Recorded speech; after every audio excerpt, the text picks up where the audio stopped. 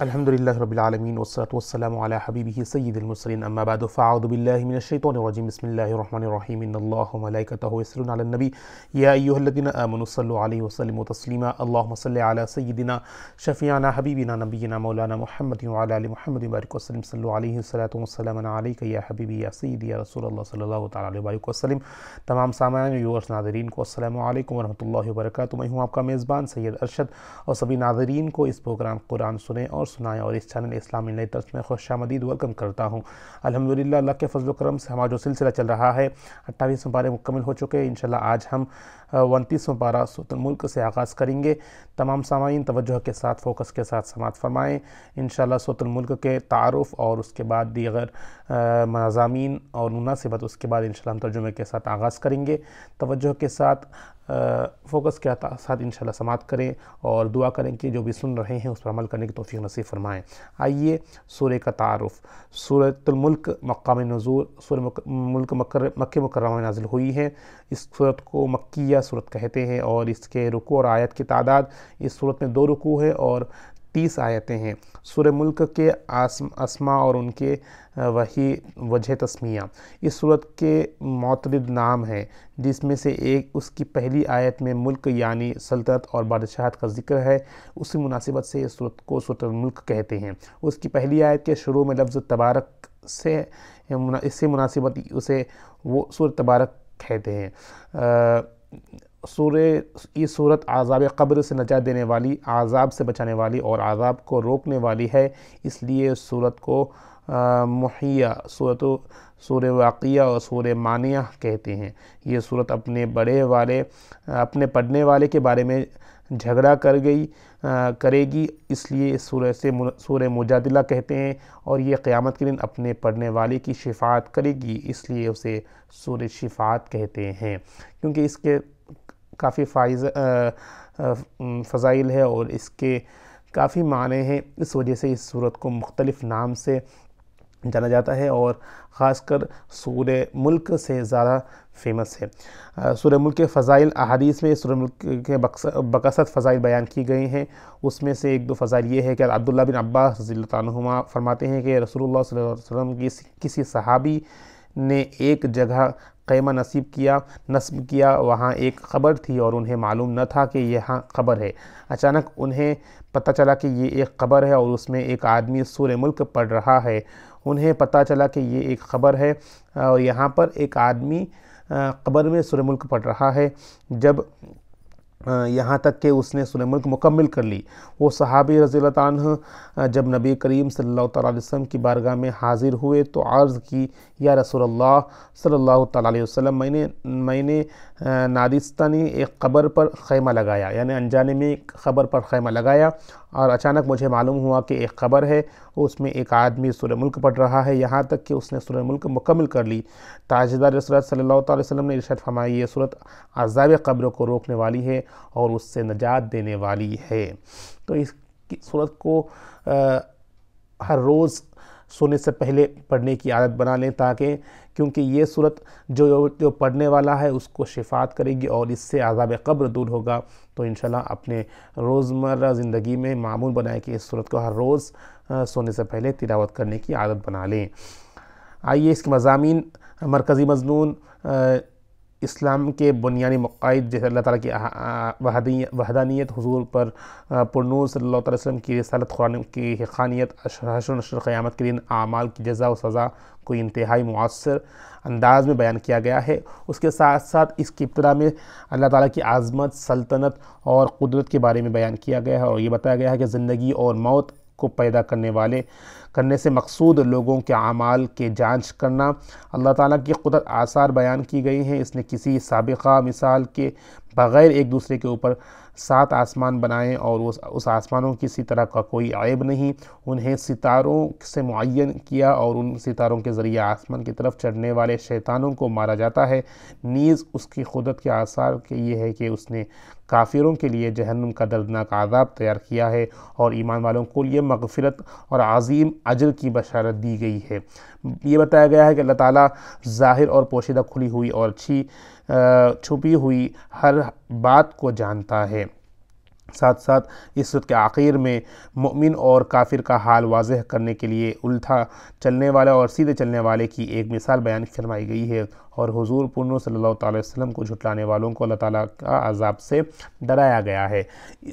اسی طرح اور ایک سیگمنٹ یہ ہے کہ سورۃ تحریم سے مناسبت سورہ ملک کے اپنے سے پہلے ماقبل سورۃ تحریم سے یہ مناسبت ہے کہ سورۃ تحریم کے آخر میں کافروں کے لیے حضرت نوح اور حضرت لوط اور علیہ السلام کے کافر بیویوں کی مثال بیان کی گئی ہے، اور مسلمانوں کے لیے فرعون کی مؤمن بیوی حضرت آسیہ رضی اللہ تعالیٰ عنہ اور حضرت عیسیٰ علیہ السلام کی والدہ حضرت مریم رضی اللہ تعالیٰ عنہ کی مثال بیان کی گئی ہے، اور یہ صورت میں اللہ تعالیٰ کے علم کے احاطہ، تدبیر اور اس بات پر دلالت کرتی ہے کہ وہ اپنی مخلوق میں جو عجائبات چاہے ظاہر کرتا ہے۔ مثلا ہم نے پچھلی صورت میں 4 خواتین کا بارے میں سماعت کیا تھا جو دو انبیاء اکرام کے زوجہ ہے، پھر بھی وہ جہنم میں ڈالے گئے ہیں، اور جو کفر اور بادشاہت اپنے آپ کا دعویٰ کرتا ہے فرعون، اس کی بیوی جو نیک مؤمن ہے آسیہ، اور اس کے بارے میں، اور حضرت مریم رضی اللہ تعالیٰ عنہا کے بارے میں بیان کیے گئے ہیں، جو 2 عورتیں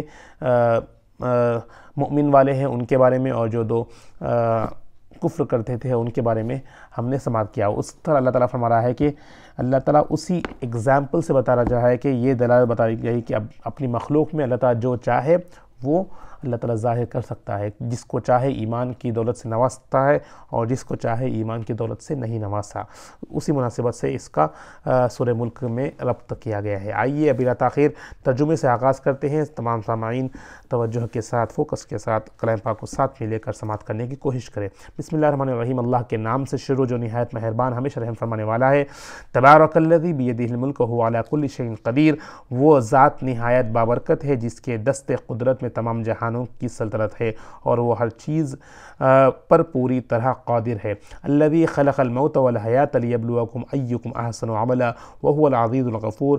جس نے موت اور زندگی کو اس لیے پیدا فرمایا کہ وہ تمہیں آزمائے کہ تم سے کون عمل کے لحاظ سے بہتر ہے، وہ غالب ہے، بڑا بخشنے والا ہے۔ الذی خلق 7 سماوات طباقا ما تری فی خلق الرحمن من تفاوت فارجع البصر هل تری من فطور۔ جس نے 7 یا متعدد آسمانی کرے باہمی مطابقات کے ساتھ طبق در طبق یعنی لیئر بائی لیئر پیدا فرمائیں، تم خدائے رحمان کی نظام تخلیق میں کوئی بے ضابطگی اور عدم تناسبت نہیں دیکھو گے۔ یعنی اللہ کی جو پیدا کردہ جو نظام ہے اس میں کوئی آپ ڈسٹربنس یا اس طرح نہیں رہے گا جو ایک لیئر بائی سسٹمیٹک آپ اللہ کی جو بناوٹ ہے، اللہ کے جو اس نظام ہستی کو بنایا گیا ہے آپ اس میں دیکھو گے۔ جو تم نگاہ غور و فکر پھر کر دیکھو، کیا تم اس تخلیق میں کوئی شگاف یا خلل یعنی شگفتگی یا انتفاق دیکھتے ہو؟ اپنے غور و فکر کریں، کیا اس میں کچھ آپ نقص تلاش کر سکتے ہو؟ بالکل نہیں۔ ثم ارجع البصر کرۃ ينقلب الیک البصر خاسئا وهو حسیر۔ تو پھر تم نگاہ تحقیق کو بار بار مختلف زاویوں اور سائنسی طریقوں سے پھیر کر دیکھو، ہر بار نظر تمہاری طرف تھک کر پلٹ آ جائے گی اور وہ کوئی بھی نقص تلاش کرنے میں ناکامی ہوگی۔ جتنا آپ غور و فکر کریں گے، جتنا آپ دیکھیں گے تو آپ کی نظر ناکام ہو جائے گی، مگر اس میں کوئی شک وغیرہ یا اس میں کوئی نقص یا کچھ عیب تلاش نہیں کر پاؤ گی، واپس پلٹ کر آ جائے گی۔ یہی اللہ کی قدرت کا نظام ہے۔ جتنا آپ ریسرچ کریں گے، جتنا آپ دیکھیں گے، اس میں آپ کو نئے نئے اللہ تعالیٰ کے اور قدرت کے نظارے آپ کو محسوس ہوں گے۔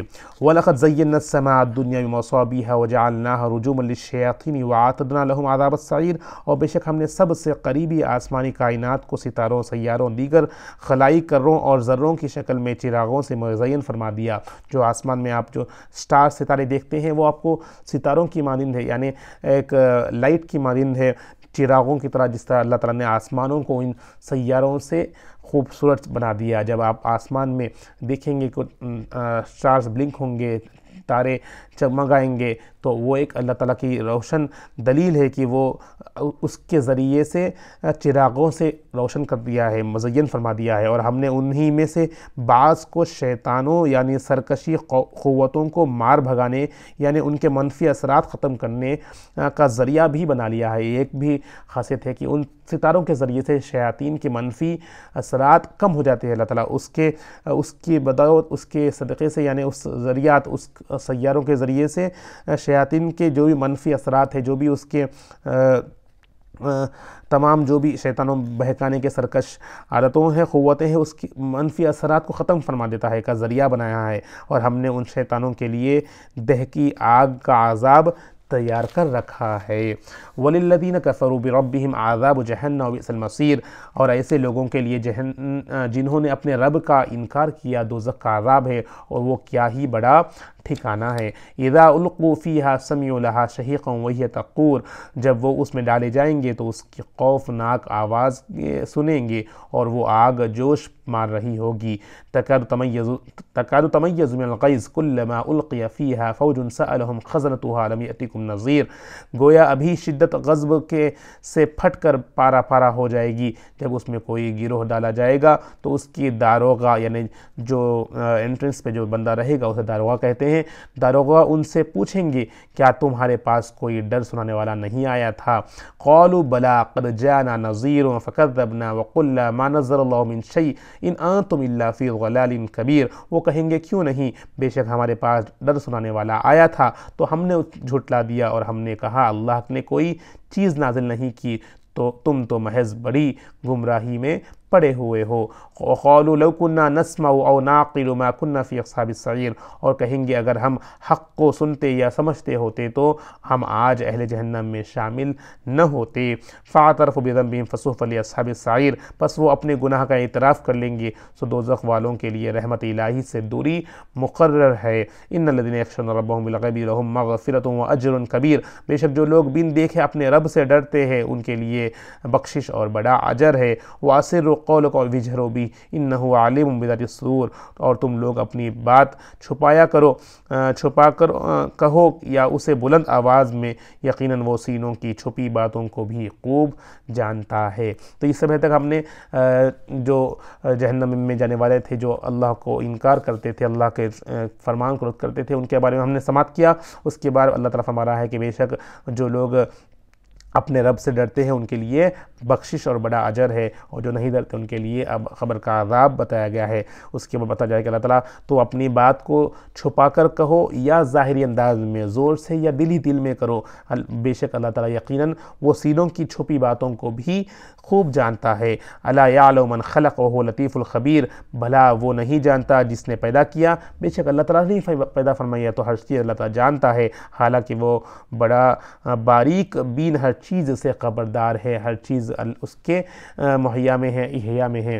هو الذی جعل لکم الارض ذلولا فامشوا فی مناکبها وکلوا من رزقه والیہ النشور، وہی ہے جس نے تمہارے لیے زمین کو نرم اور مسخر کر دیا ہے، سو تم اس کے راستوں پر چلو پھرو اور اس کی دیے ہوئے رزق میں سے کھاؤ، اور اسی کی طرف مرنے کے بعد اٹھ کر جانا ہے۔ امنتم من فی السماء ان یخسف بکم الارض فاذا هی تمور، کیا تم آسمان والے رب سے بے خوف ہو گئے ہو کہ وہ تمہیں زمین میں دھسا دے اسی طرح کہ وہ اچانک لرزنے لگے۔ ام امنتم من فی السماء ان یرسل علیکم حاصبا فستعلمون کیف نذیر، کیا تم آسمان والے رب سے بے خوف ہو گئے ہو کہ تم وہ پر پتھر برسانے والی ہوا بھیج دے، تو تم ان قریب جان لوگو کہ میرا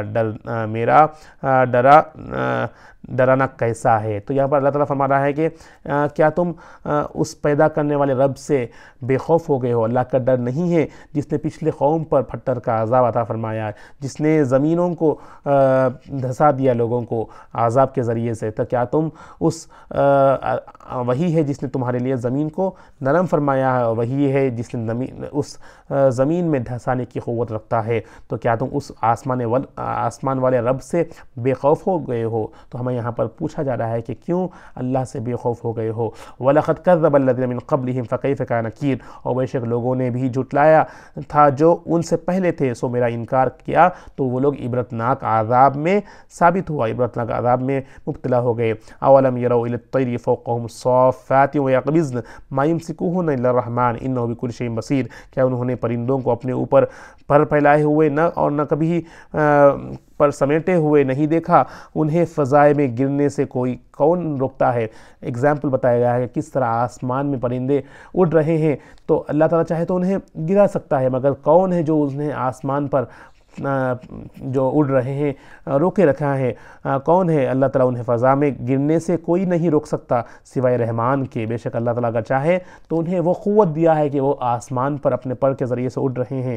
بنائے ہوئے قانون کو اللہ تعالیٰ کون روک سکتا ہے؟ جو اللہ تعالیٰ ایک قانون بنایا ہے کہ وہ پرندے ہیں آسمان میں اڑیں گے تو رحمان کے سوا کوئی اسے اور نہیں اڑا سکتا. بے شک وہ ہر چیز کو خوب دیکھنے والا ہے. امن ھذا الذی ھو جند لکم ینصرکم من دون الرحمن ان الکافرون الا فی غرور، بھلا کوئی ایسا ہے جو تمہارے فوج بن کر خدائے رحمان کے مقابلے میں تمہاری مدد کرے؟ کافر محض دھوکے میں مبتلا ہے، تو اللہ کے سوا کون ہے جو تمہاری مدد فرما سکتا ہے؟ تو یہاں پر ہمارے سوالوں کے ذریعے سے ہمیں اللہ کی پہچان کرانے کی توفیق دے رہے ہیں. تو اللہ کو پہچانو، اللہ کو جانو، اللہ کو مانو اور اللہ کی مانو. یہ تمام چیزیں ہمیں ان سوالات کے ذریعے سے غور و فکر کرتے ہوئے اپنے ایمان پر ثابت قدمی رکھنا ہے اور اللہ کی طرف رجوع ہونا ہے. امن ھذا الذی یرزقکم ان امسک رزقا بل لجوا فی عتو ونفور، بھلا کوئی ایسا ہے جو تمہیں رزق دے سکے گا؟ اگر اللہ تم سے اپنا رزق روک لے تو تمہارا حال کیا ہوگا؟ بلکہ وہ سرکشی اور حق سے نفرت میں مضبوطی سے اڑے ہوئے ہیں. کافر کو ایگزام بتایا جا رہا ہے کہ اللہ تعالیٰ کافر ابھی بھی سرکشی میں اڑے ہوئے ہیں. اگر اللہ چاہے تو ان کا رزق روک لے سکتا ہے، تو کیا ہوگا اگر وہ اللہ تعالیٰ ان کا رزق روک لے؟ افمن یمشی مکبا علی وجہہ اہدی امن یمشی سویا علی صراط مستقیم، کیا وہ شخص جو منہ کے بل اوندھا چل رہا ہے زیادہ راہ راست پر ہے یا وہ شخص جو سیدھی حالت میں صحیح راہ پر گامزن ہے؟ قل هو الذی انشأکم وجعل لکم السمع والابصار والافئدہ قلیلا ما تشکرون. آپ فرما دیجئے وہی اللہ ہے جس نے تمہیں پیدا فرمایا اور تمہارے لیے کان اور آنکھیں اور دل بنائے، تم بہت ہی کم شکر ادا کرتے ہو. قل هو الذی ذرأکم فی الارض والیہ تحشرون، فرما دیجئے وہی ہے جس نے تمہیں زمین میں پھیلا دیا اور تم روز قیامت اسی کی طرف جمع کیے جاؤ گے. وَيَقُولُونَ مَتَىٰ هَٰذَا الْوَعْدُ إِن كُنتُمْ صَادِقِينَ، اور وہ کہتے ہیں کہ یہ قیامت کا وعدہ کب پورا ہوگا اگر تم سچے ہو. قُلْ إِنَّمَا الْعِلْمُ عِندَ اللَّهِ وَإِنَّمَا أَنَا نَذِيرٌ مُبِينٌ، فرما دیجئے کہ اس کے وقت کا علم تو اللہ ہی کے پاس ہے اور میں تو صرف واضح ڈر سنانے والا ہوں. اگر وقت بتا دیا جائے تو ڈر ختم ہو جائے گا. تو یہی ہے کہ اللہ تعالیٰ فرما رہا ہے کہ اپنے رسول کو ڈر سنانے کے لیے بھیجا گیا ہے اور خوشخبری سنانے کے لیے بھیجا گیا ہے.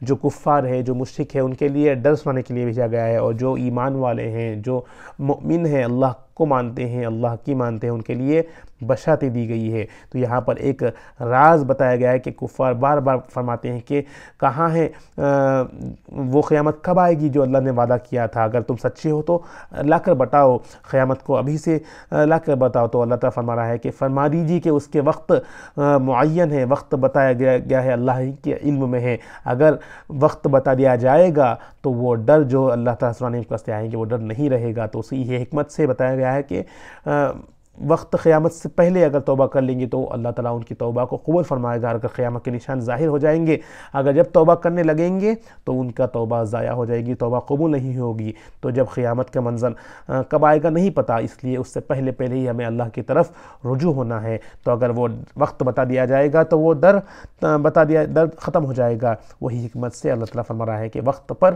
قیامت آ کر رہے گی. فَلَمَّا رَأَوْهُ زُلْفَةً سِيئَتْ وُجُوهُ الَّذِينَ كَفَرُوا وَقِيلَ هَٰذَا الَّذِي كُنتُمْ بِهِ تَدَّعُونَ، پھر جب اس دن کو قریب دیکھ لیں گے تو کافروں کے چہرے بگڑ کر سیاہ ہو جائیں گے اور ان سے کہا جائے گا یہی وہ وعدہ ہے جس کے جلدی ظاہر کیے جانے کی تم بہت طلبگار تھے، طلب کر رہے تھے۔ قل ارأیتم ان اہلکنی اللہ معی او رحمنا فمن یجیر الکافرین من عذاب علیم، فرما دیجئے بھلا یہ بتاؤ اگر اللہ مجھے موت سے ہمکنار کر دے جیسے تم خواہش کرتے ہو، اور جو میرے ساتھ ہے ان کو بھی، یا ہم پر رحم فرمائے یعنی ہماری موت کو مؤخر کر دے، تو ان دونوں صورتوں میں کون ہے جو کافروں کو دردناک عذاب سے پناہ دے گا؟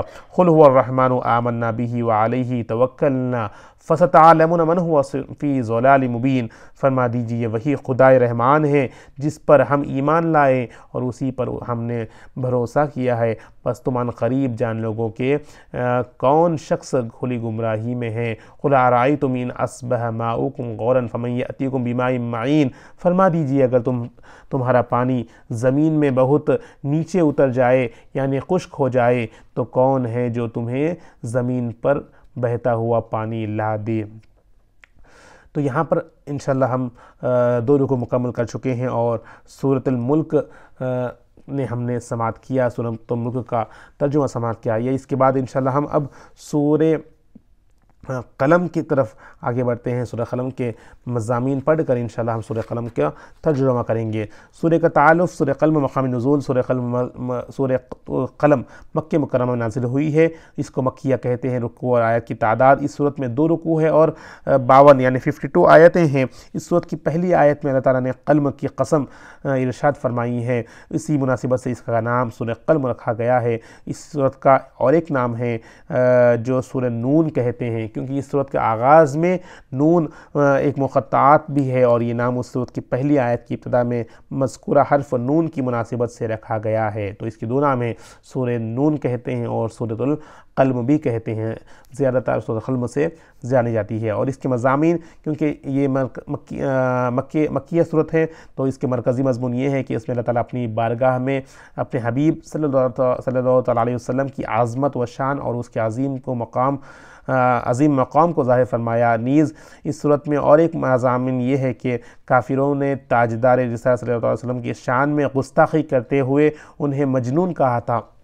اس صورت میں آپ سماعت کریں گے کہ کس طرح کافروں نے پیارے نبی کو مجنون کہا تھا، تو اللہ تعالیٰ نے قلم اور اس کے لکھے ہوئے کی قسم دے کر، یعنی اس صورت کی قسم لے کر انہیں اپنے حبیب صلی اللہ تعالی وسلم سے کفار کے اس الزام کی نفی فرمائی، اپنے حبیب صلی اللہ تعالی وسلم کو بے انتہا اجر و ثواب ملنے کی بشارت دے کر تسلی دی، اور ان میں سے فرمایا کہ بے شک ہم عظمت بزرگی والے اخلاق پر ہو۔ اس کے بعد مجموعی طور پر یہ کفار کے 16 اور جس کے کافر کے گستاخی سے ایک 10 عیب بیان کر کے اسے ذلیل و رسوا کر دیا۔ انشاءاللہ ترجمے میں سماعت کریں گے۔ اور اس صورت کے آخر میں کفار کے حسد و عناد کا ذکر کیا گیا، اور یہ بتایا گیا کہ سید المرسلین صلی اللہ تعالی وسلم تمام جہانوں کے لیے شرف کا باعث ہے، تو ان کی طرف جنون کی نسبت کسی طرح کی جا سکتی ہے، یعنی اس میں مجنون کہا گیا تو یہاں پر ان کا شرف بتایا گیا ہے، اور اس کی مناسبت اس کا یعنی رد کیا گیا ہے کہ وہ لوگ کافر کس طرح ان کا بے ادبی کہتے تھے۔ سورہ ملک کے ساتھ مناسبت، اس سے پچھلے سورہ ملک کے ساتھ یہ مناسبت ہے کہ سورہ ملک میں اللہ تعالیٰ نے اپنی قدرت اور اپنے علم کی وسعت کے دلائل بیان فرمائے، مرنے کے بعد مخلوق کے دوبارہ زندہ ہونے کی ثابت فرمایا، مشرکین کو دنیا و آخرت میں دردناک عذاب سے ڈرایا، اور انہیں اللہ تعالیٰ کی وحدانیت، موت کے بعد اٹھانے جانے اور حضور اقدس صلی اللہ تعالیٰ علیہ وسلم کی رسالت پر ایمان لانے کی ترغیب دی گئی ہے، جو سورہ ملک میں آپ نے سماعت کی۔ اور سورہ قلم کی ابتدا میں اللہ تعالیٰ کے کافروں کی طرف سے ان کے حبیب صلی اللہ تعالیٰ علیہ وسلم پر لگائے گئے الزامات کا بڑے برے جلال انداز میں جواب دیا گیا۔ وہاں پر آپ کی اللہ تعالیٰ کے اپنی قدرت کے بارے میں بتایا گیا، اور ان کی نشانیاں ظاہر کی گئی، اور کفار اور کافروں کا جو عذاب ہے اس کا تذکرہ گیا ہے۔ اور یہاں پر اللہ تعالیٰ اپنے پیارے حبیب پر جو الزام لگائے گئے تھے، جو کفار ان کا جو مذاق اڑاتے تھے، اس کا ایک اسٹرانگ انداز میں اس کا دلائل پیش کیے گئے، اس کا رد کیا گیا ہے۔ آئیے آپ ترجمے کو سماعت کریں، اچھے انداز میں، اچھی نیتوں کے ساتھ آگے بڑھتے ہیں۔ اللہ کے راضی ہونے کی نیت سے ہم پڑھتے ہیں، سماعت کریں توجہ کے ساتھ، فوکس کے ساتھ۔ بسم اللہ الرحمن الرحیم۔ سورہ قلم مکیہ اللہ کے نام سے شروع جو نہایت مہربان ہمیشہ رحم فرمانے والا ہے۔ نون والقلم وما یسطرون، نون حقیقی معنی اللہ اور اس کے رسول ہی بہتر جانتے ہیں، جو حروف مقطعات ہیں اس کا معنی اللہ اور اس کے رسول ہی بہتر جانتے ہیں۔ قلم کی قسم اور اس مضمون کی قسم جو فرشتے لکھتے ہیں، جو قلم یعنی جو پن، اس کی قسم کہتا اللہ تعالیٰ فرما ہے کہ اس مضمون جو فرشتے لکھ رہے ہیں، جو ٹاپک ہے، اس کی قسم جو فرشتے لکھتے ہیں۔ ما انت بنعمت ربک مجنون، اے حبیب مکرم آپ اپنے رب کے فضل سے ہرگز دیوانے نہیں ہیں۔ وَإِنَّ لَكَ لَأَجْرًا غَيْرَ مَمْنُونٍ، اور بے شک آپ کے لیے ایسا اجر ہے جو کبھی ختم نہ ہوگا۔ وَإِنَّكَ لَعَلَىٰ خُلُقٍ عَظِيمٍ، اور بے شک آپ عظیم الشان خلق پر قائم ہیں، یعنی آداب قرآنی سے مزین اور اخلاق الہی سے متصف ہے۔ فَسَتُبْصِرُونَ وَيُبْصِرُونَ، پس ان قریب آپ بھی دیکھ لیں گے کہ اور وہ بھی دیکھ لیں گے۔ وہ کون؟ کفار مکہ دیکھ لیں گے۔ بِأَيِّكُمُ الْمَفْتُونَ، کہ تم میں سے کون دیوانہ ہے۔ اللہ تعالیٰ اس کا رد فرماتے ہوئے اپنے حبیب کو تسلی دے رہا ہے کہ آپ دیکھ لیں گے کہ کس طرح وہ کون سچے ہیں، کیا آپ یا وہ لوگ۔ ان ربک هو اعلم بمن ضل عن سبیلہ هو اعلم بالمہتدین، بے شک آپ کا رب اس شخص کو بھی خوب جانتا ہے جو اس کی راہ سے بھٹک گیا ہے، اور وہ ان کو بھی خوب جانتا ہے جو ہدایت یافتہ ہے۔ فلا تطع المکذبین، سو آپ جھٹلانے والوں کی بات نہ مانیں۔ ودوا لو تدہنون فیدہنون، وہ تو چاہتے ہیں کہ دین کے معاملے میں آپ بے جا نرمی اختیار کر لیں تو وہ بھی نرم پر جائیں گے۔ حماد ولا تطیع کل حلاف مہین، اور آپ کسی ایسے شخص کی بات نہ مانیں جو بہت قسمیں کھانے والے انتہائی ذلیل ہے۔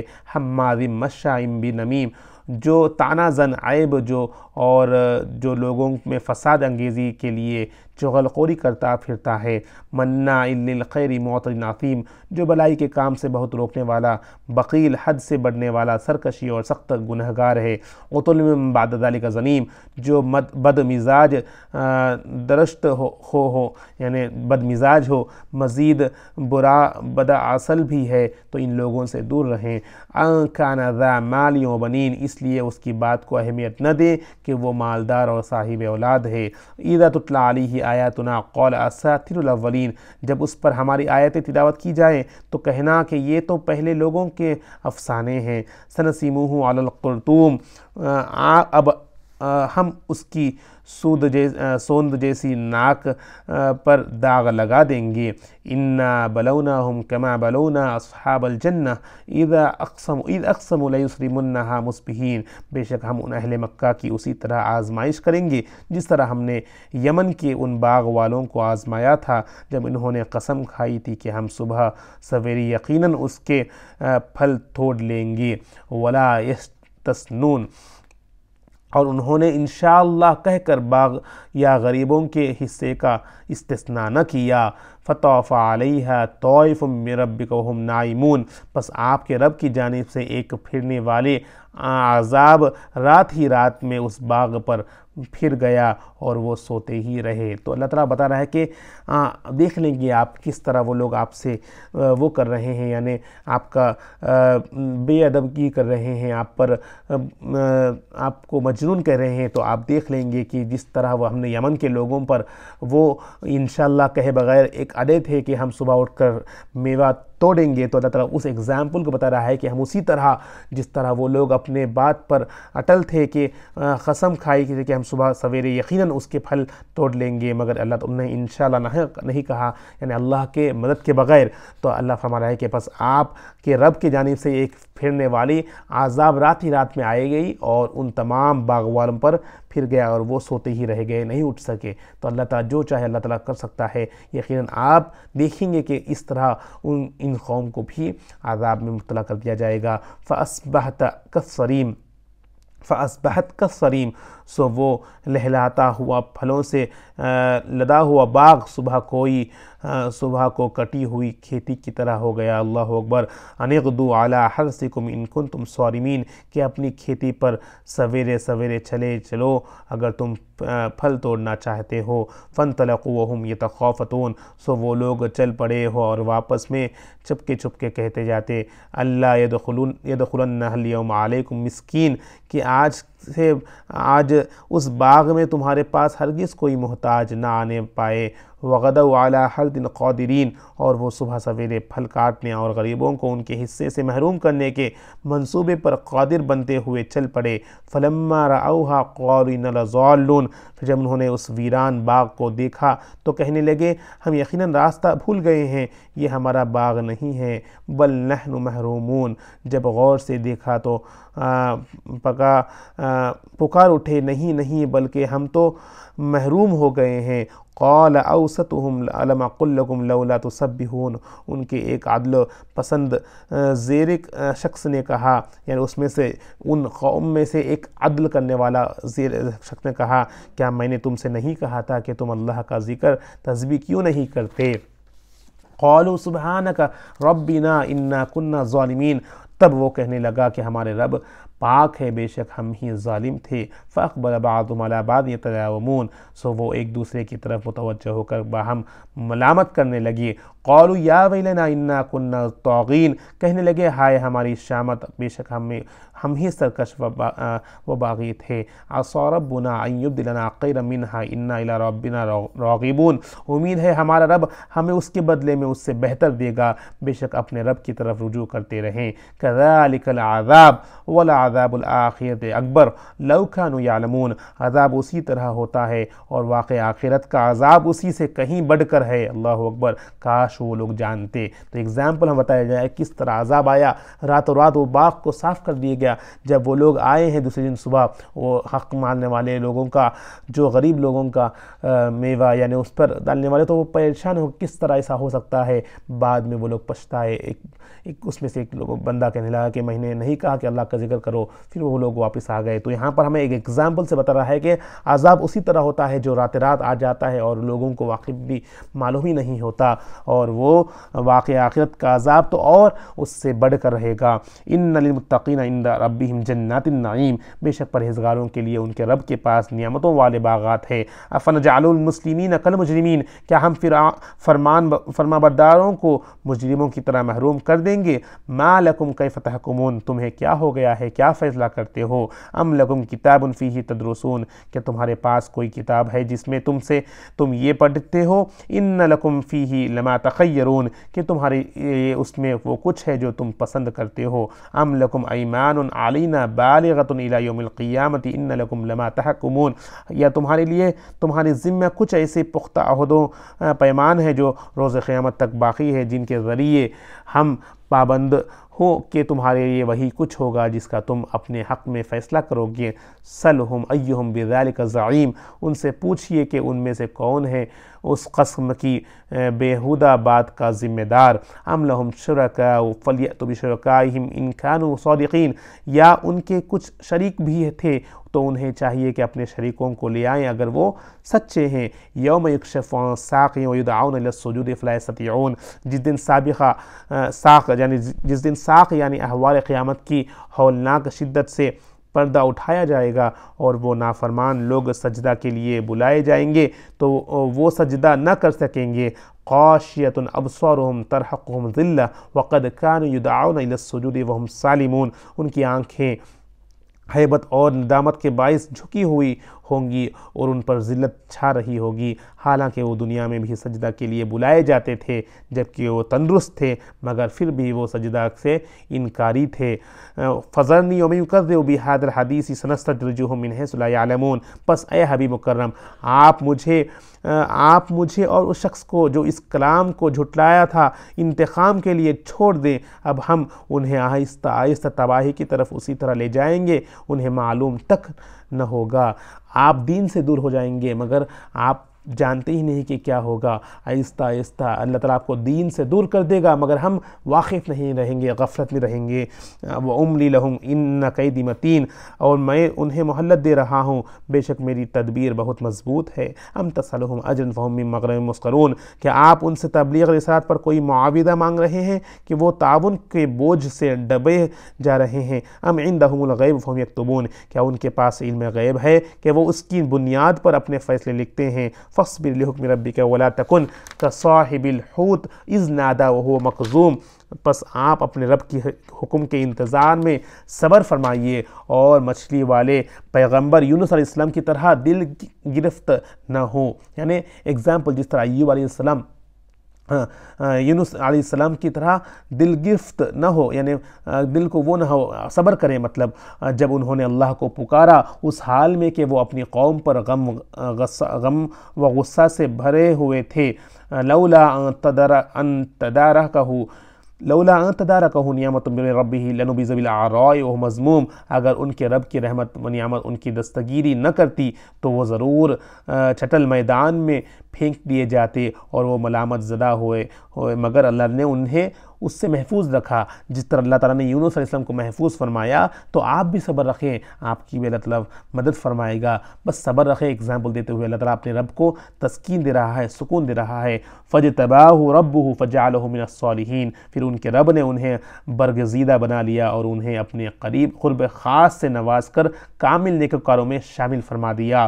وَإِن يَكَادُ الَّذِينَ كَفَرُوا لَيُزْلِقُونَكَ بِأَبْصَارِهِمْ لَمَّا سَمِعُوا الذِّكْرَ وَيَقُولُونَ إِنَّهُ لَمَجْنُونٌ، اور بے شک کافر لوگ جب قرآن سنتے ہیں تو ایسے لگتا ہے کہ آپ کو اپنی حاسدانہ بد نظروں سے نقصان پہنچانا چاہتے ہیں اور کہتے ہیں کہ یہ تو دیوانہ ہے۔ وما هو الا ذکر للعالمین، اور وہ قرآن تو سارے جہانوں کے لیے نصیحت ہے، اور وہ قرآن تو سارے جہانوں کے لیے نصیحت ہے۔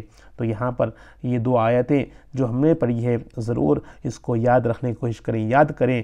علماء کرام بزرگان دین بتا رہے ہیں کہ یہ دو آیت آخری جو سورہ قلم کے ہیں، اگر آپ پڑھ کر کسی پر دم کریں گے تو نظر جو برحق ہے اس سے انشاءاللہ اس کے اثرات سے آپ بچیں گے، نظر جادو جو بھی ہے اس کا اثرات ہوگا اس سے بچیں گے۔ کیوں یہاں بتایا گیا ہے کہ دیکھو بے شک کافر لوگ جب قرآن سنتے ہیں، مطلب قرآن کا فضائل بتایا گیا ہے، قرآن کی اہمیت بتائی گئی ہے کہ قرآن کا کیا معجزہ ہے، جو قرآن سنتے ہیں تو ایسے لگتا ہے کہ آپ کو اپنی حاسدانہ بد نظروں سے نقصان پہنچانا چاہتے ہو اور کہتے ہیں کہ یہ تو دیوانہ ہے، مگر اللہ تعالیٰ اس قرآن کو سارے جہانوں کے لیے نصیحت ہے۔ تو اس قرآن کی برکت ہے کہ اس کے ذریعے سے آپ کو تمام اثرات سے اللہ تعالیٰ دور فرما دے گا۔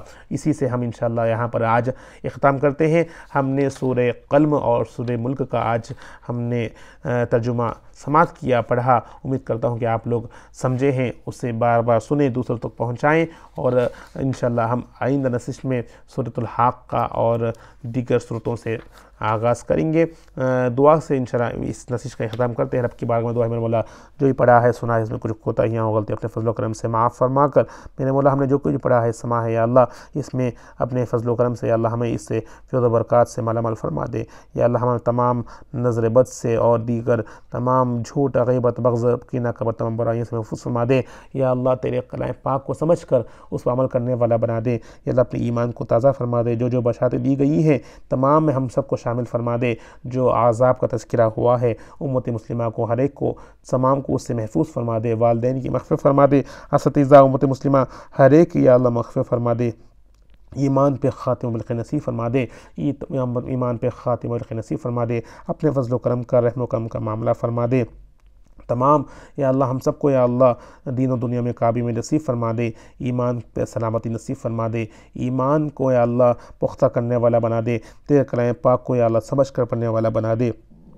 اس پر عمل کرنے والا بنا دے یا اللہ، سائے دعاؤں کو اپنے فضل و کرم سے اپنے پیارے حبیب کے صدقے سے مقبول فرما دے، سورہ ملک کی برکت سے یا اللہ ہم سب کے یا اللہ قبروں پر نور عطا فرما دے، جو گزر گئے ہیں، جو پردہ فرما چکے ہیں، جو عزیز و اقارب ہیں، جو مرحومین ہیں، تمام کے قبر کا عذاب کو اس وقت کے برکت سے میرا مولا اپنے فضل و کرم سے یا اللہ دور فرما دے۔